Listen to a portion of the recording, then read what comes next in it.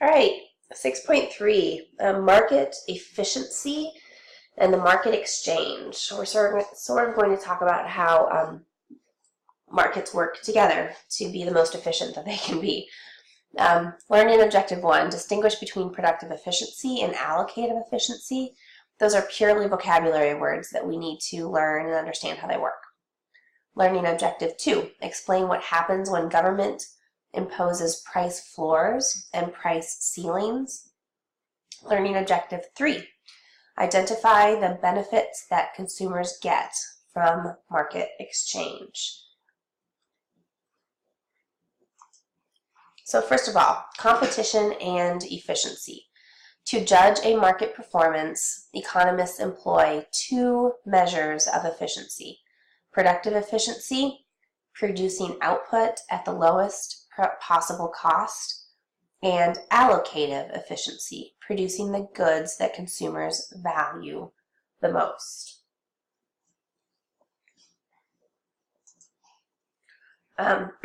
Productive efficiency means making stuff right.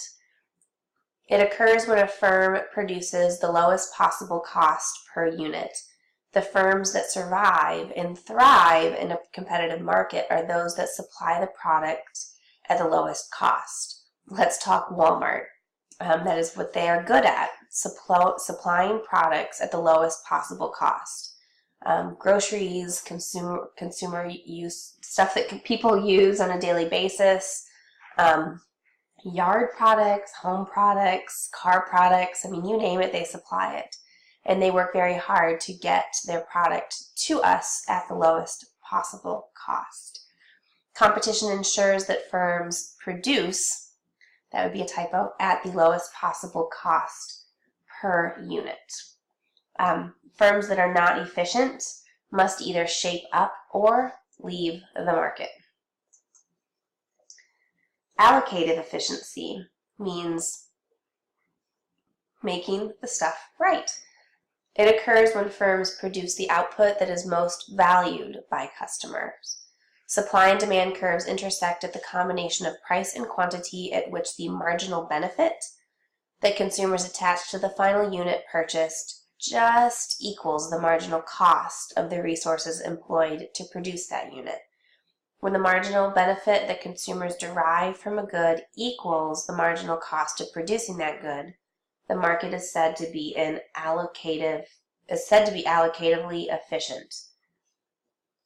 A good situation is like the airline pilot who announces to passengers that there's some good news and some bad news. The good news is that we're making record time.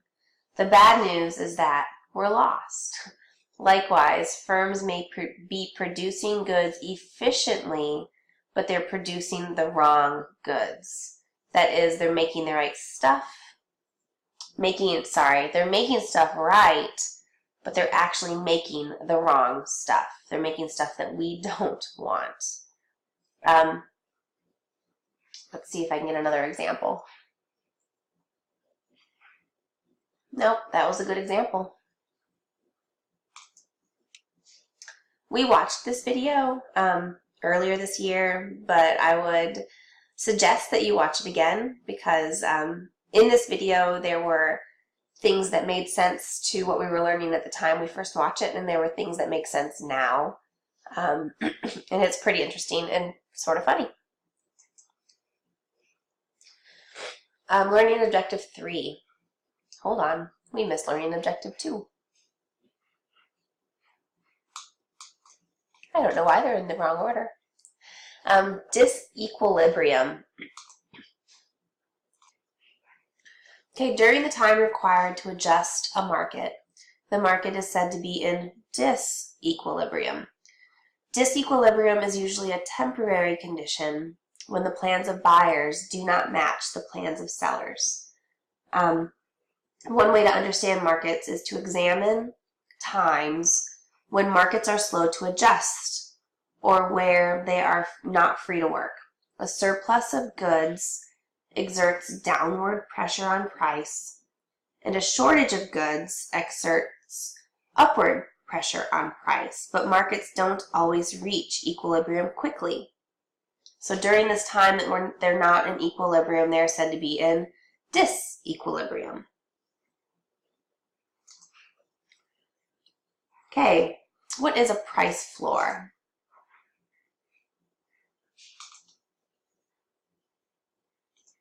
A price floor is a minimum legal price. So to have an impact, the price floor must be set above the equilibrium price. And that's backwards to what we would think, but it makes sense in the market. So price floor is a minimum legal price. So floor, minimum. But to have an impact, the price floor must be set above the equilibrium. Okay? A price floor that's established at or below the equilibrium price has no effect. So an example, minimum wage is a price floor in the market for labor. The government sets a minimum price per hour of labor in certain markets, so no employer is permitted to pay a wage lower than that. The price floor is as low as you can go. And there's great videos attached to the end of this section. Another example, the federal government often regulates the prices of agricultural products, and it's their attempt to make sure farmers at a higher and more stable income, they earn more income than they would earn otherwise. So to achieve higher prices, the government establishes a price floor for a product. So a gallon of milk, making it illegal to sell below the price floor. So the price floor is a minimum legal price, but it has to be set above the equilibrium price. It's very important to know that price floors distort markets and reduce economic welfare. So they are supposed to be good things. If we look here, we have price for milk. Okay? The equilibrium price for milk is $1.90, right? So here we see the effect on a $2.50 per gallon price for milk. So at this price, farmers supply 24 million gallons of milk per week, but consumers demand only 14 million gallons. So the price floor results in a surplus of 10 million gallons. The surplus milk is going to accumulate on store shelves and eventually sour. So as part of the price support program, the government usually agrees to buy up the surplus milk to take it off the market. The federal government, in fact, has spent billions buying and storing surplus agricultural products. So they set the price higher to help farmers be more economically stable, which is fine, except that makes farmers produce more milk than we can drink. So there's a surplus. In market equilibrium, that surplus would push the price back down, but then the farmers would be hurt economically. They wouldn't make as much money.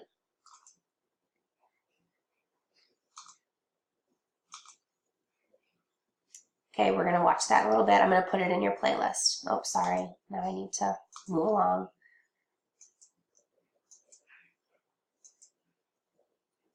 Okay, now what about price ceilings? Sometimes public officials try to keep a price below the equilibrium level by establishing a price ceiling or a maximum legal price. So price ceilings are maximum legal prices, and you have to set the price below the equilibrium level. Yes, I actually said below. If a price ceiling is established below equilibrium price, a permanent shortage results. So a price ceiling established at or above the equilibrium price, it has no effect. And our example here would be concern about the rising costs of rental housing in some U.S. cities. For example, New York. So local officials, they impose rent ceilings, making it illegal to charge more than the ceiling price. And we're going to get to the graph here in a second.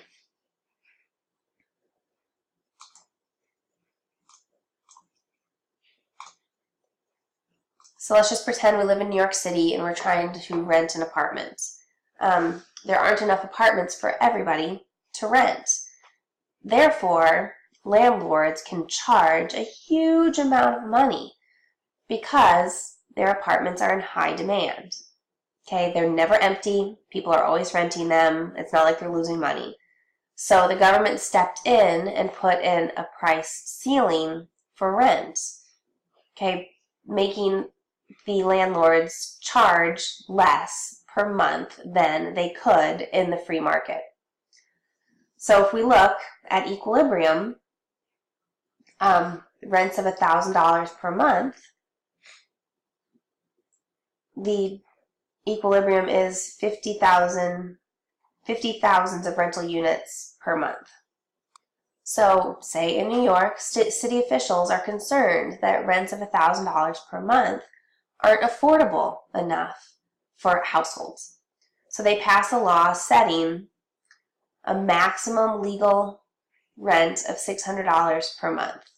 At that ceiling price, 60,000 rental units are demanded, but only 40,000 are supplied, resulting in a shortage. We have a shortage of 20,000 units. So the price ceiling creates a housing shortage, just like the price floor created a milk surplus. So because of the price ceiling, the rental price no longer allocates housing to those who value it the most. Okay, other devices must come into play to ration housing. There are things such as waiting lists, personal connections, knowing people who know people, the willingness of renters to make under-the-table payments, high security deposits, and things like that. So to have an impact, a price floor must be set above the equilibrium price, and a price ceiling must be set below the equilibrium price. A price floor has an equilibrium price that creates a surplus, and a ceiling creates a shortage. Various non-price devices must emerge to cope with disequilibrium resulting from the market interference.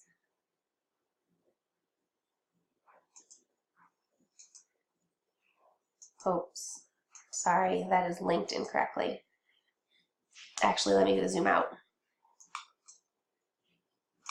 That is correct. So for price floor, I have 2 videos, and for price ceiling, I have 2 videos, and those will all be in your playlist in YouTube. So there are other sources of disequilibrium. Government intervention in the market isn't the only source. It's one of them, but it's not the only one. So sometimes when new products are introduced, or when demand or supply changes suddenly, the market takes a while to adjust.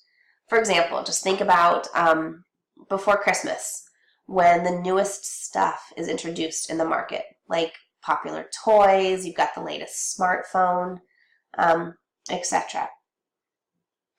So those things will probably sell out, and they're going to be temporarily unavailable while the suppliers produce more. In these cases, they're temporary shortages. On the other hand, some new products attract few buyers and pile up on store shelves unsold. In these cases, they are temporary surpluses, and they are waiting for the clearance sale.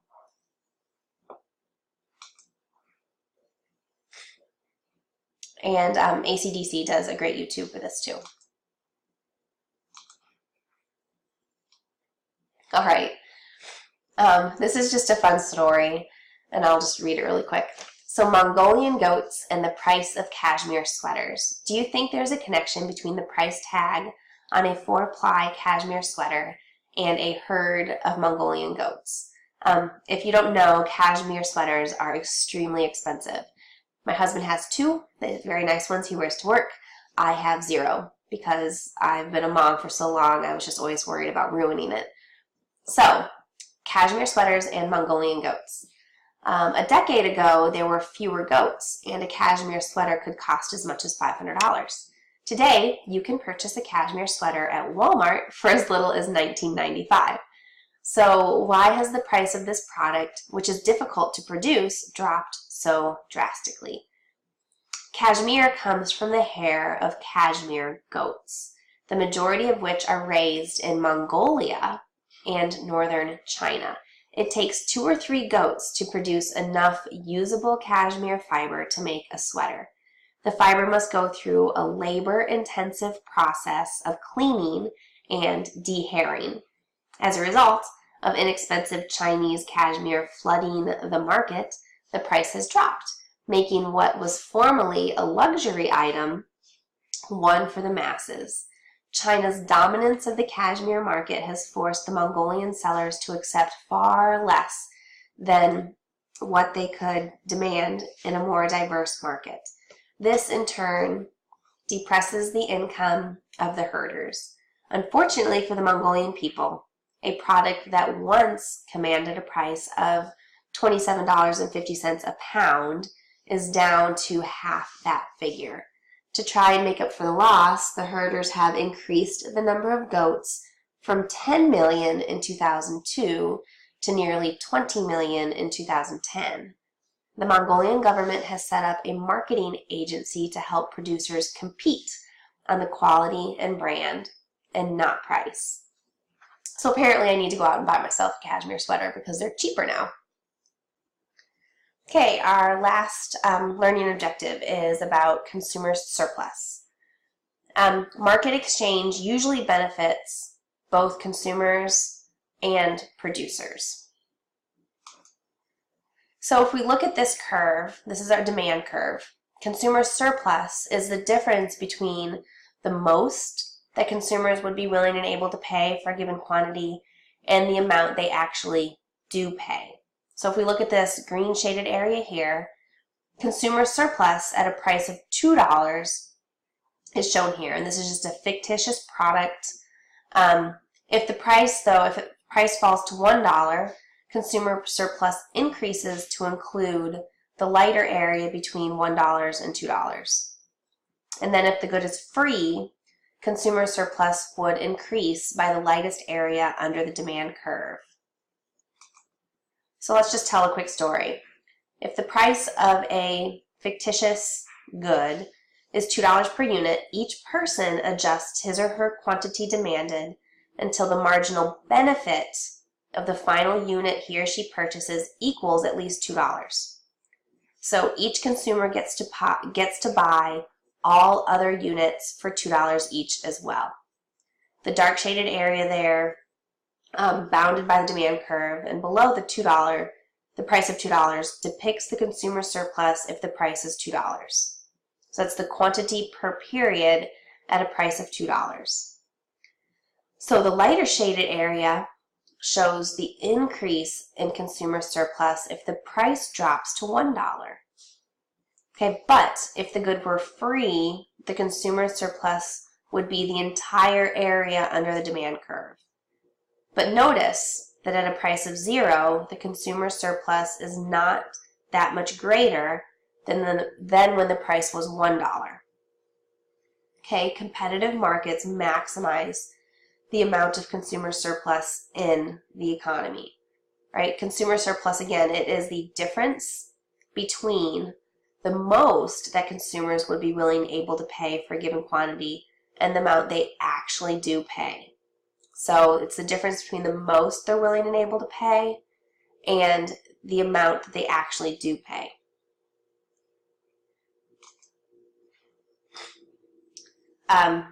So on page 190, there is an application about free medical care, and it's pretty interesting. So certain Americans are provided government-subsidized medical care. When something is provided for free, people consume it until their marginal benefit is $0. And let me get a few highlights from the article on page 190. So certain Americans, such as the elderly and those receiving public assistance, are provided government-subsidized health care. Taxpayers spend more than $750 billion back in 2011, providing health care to 94 million Medicare and Medicaid recipients. And remember, Medicare is care for the elderly, and Medicaid is for people who are in poverty. So for an average annual cost of more than $8,000 per beneficiary, so we spent $750 billion for 94 million people, which equals $8,000 per beneficiary.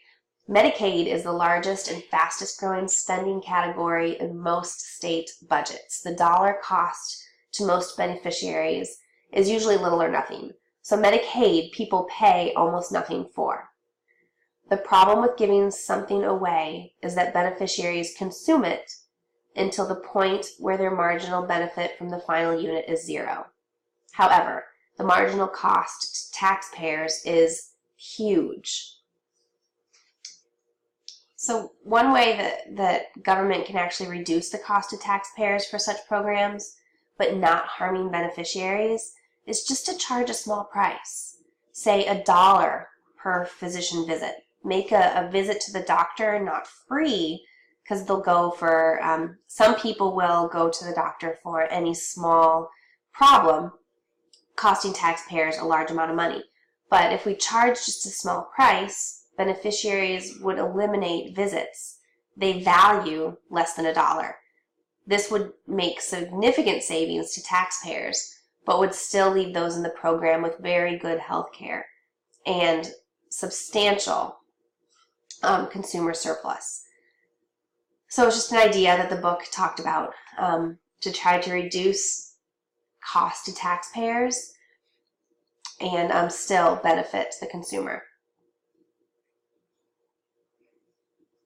And I think that is all we have for today. Yep, we already did that. All right, let's go back to home, and we are done. Actually, I'm going to see what this is really quick. Yes, this will be in your playlist.